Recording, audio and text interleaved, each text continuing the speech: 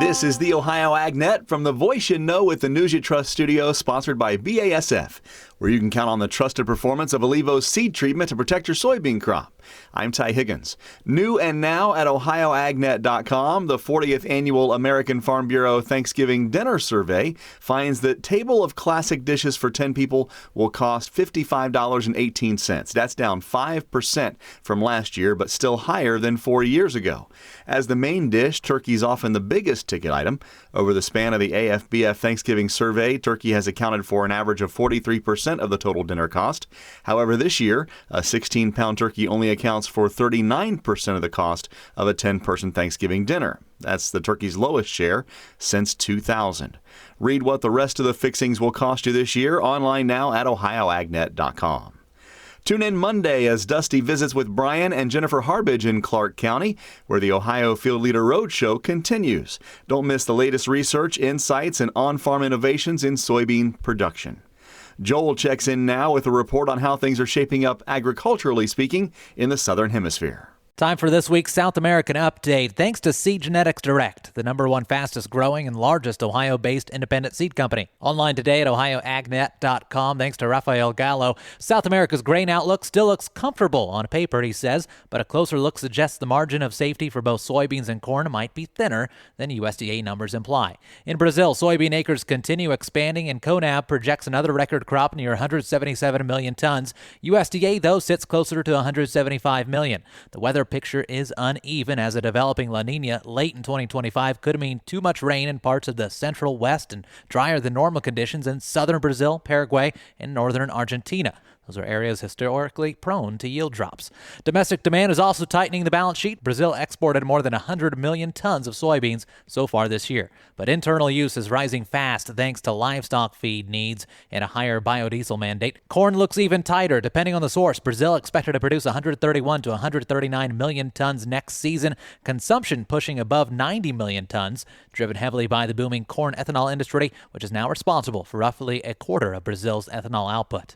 Argentina is recovering with stronger corn prospects and a roughly 48 to 49 million ton soybean crop, but weather remains volatile. Paraguay also bouncing back, adding more soy volume to the region. For U.S. producers, the key message is South America still big on supply, but rising internal demand and significant weather risk mean global markets might not be as well padded as headline numbers originally suggest. You can find the full South American update at OhioAgNet.com. I'm Joel Penordwood reporting. Joel, thank you. Let's check the weather now. Here's Ryan Martin, brought to you by Seed Consultants. Simply better performance. Online at seedconsultants.com. Don't have a lot exciting for you here because if you're like me, you knew this day was coming, but you don't necessarily have to be happy about it. Mother Nature looking at the calendar and slapping us across the face saying, it's about time.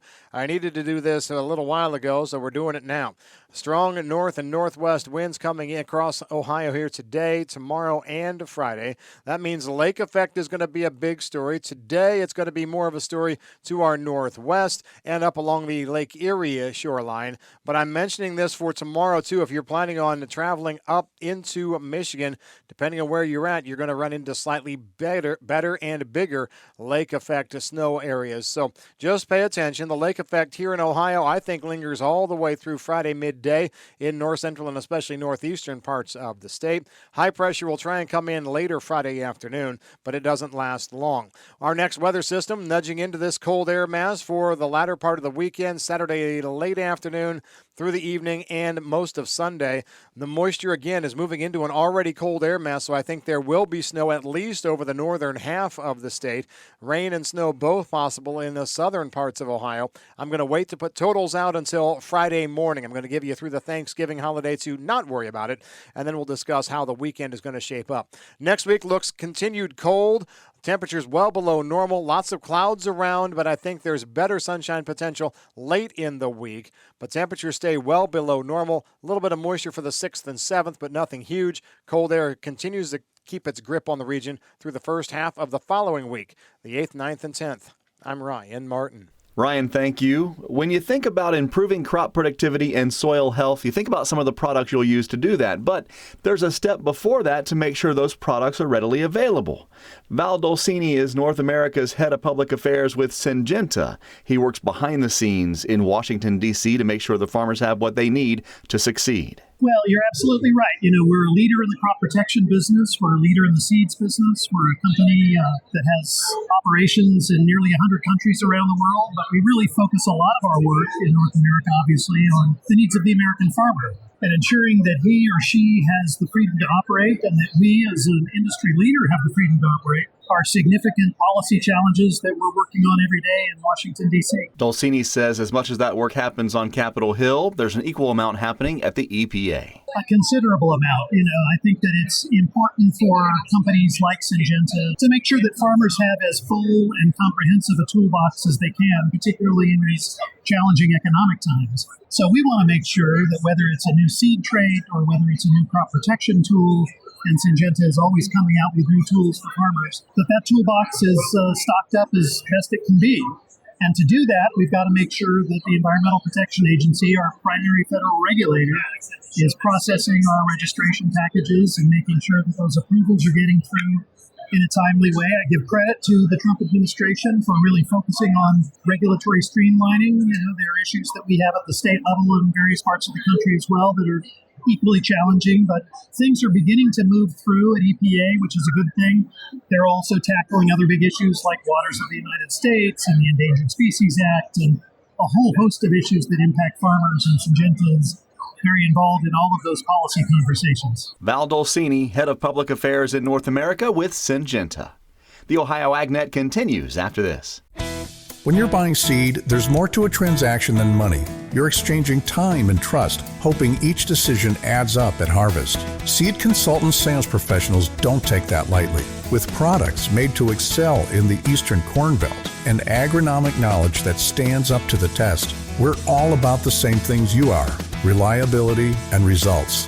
Buy into a better seed experience. Visit seedconsultants.com to view our corn and soybean lineup. Here's farmer and landowner John Prue.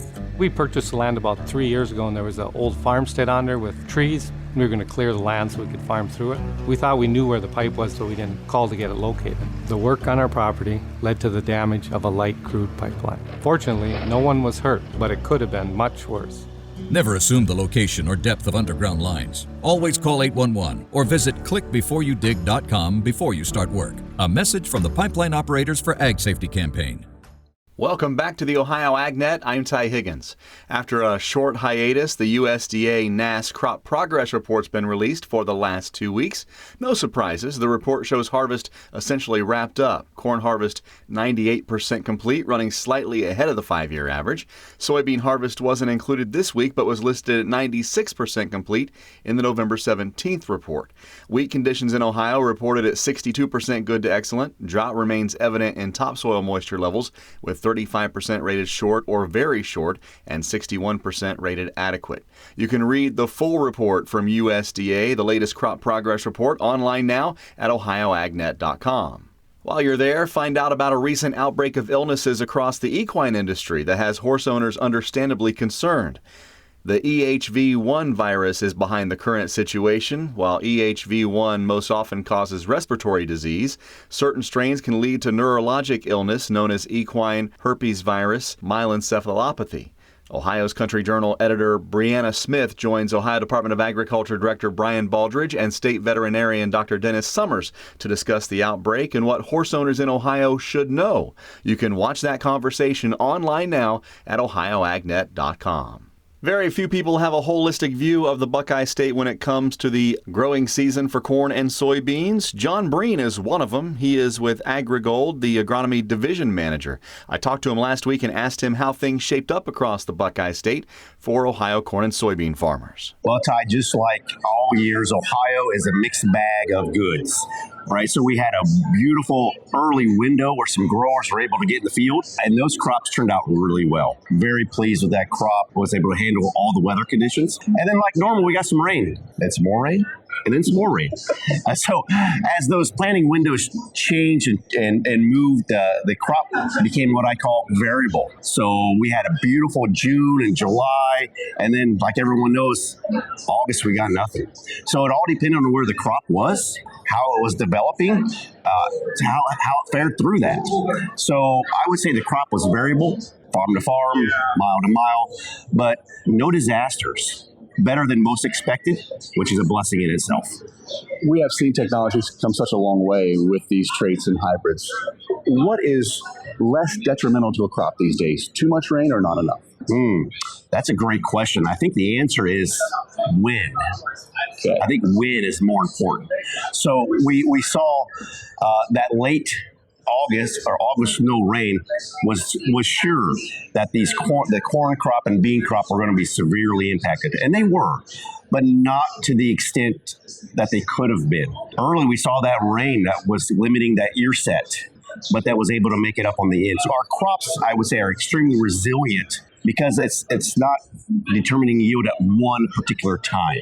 So as long as that stress is not a long period, we're very resilient and can manage through it. What do you tell farmers as they plan for 26? Because you never know. We could see another challenging year in 26. What can they do as far as product selection to make sure that they're protecting themselves as much as they possibly can? Yeah, so when it comes to products or even plants, so let's just step back a little bit further. So one of the things that I've seen this year and I see every year, the biggest detriment growers do is they give up on their crop too early. It's June 1st. And you're like, my crop's done. I can't do anything. So I'm going to take my plan that I built all winter. I'm going to throw it out the window, and I'm going to be running in panic all year. We have seen that our crop is resilient. Stick to your plan.